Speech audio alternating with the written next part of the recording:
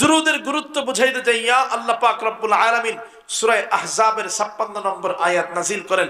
আয়াত এতদিন পর্যন্ত শুনেছেন, প্রসিদ্ধ আয়াত, অর্থ শুনেন আল্লাহ পাক আয়াতের মধ্যে কি বলেন।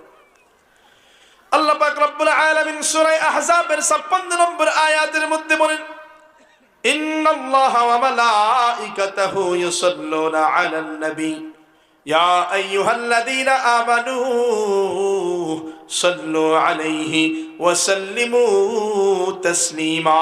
আল্লাহ পাক রব্বুল আলামিন এই আয়াতের প্রথম অংশের মধ্যে জানায় দেন, ইন্নাল্লাহা ওয়া মালাইকাতাহু ইউসাল্লুনা আলান নবী, নিশ্চয় আল্লাহ এবং আল্লাহর ফেরেশতাগণ যারা আছেন তারা নবীজির জন্য দুরূদ পাঠাইতে থাকে। কে পাঠান? জোরে কন্যা, কে পাঠান?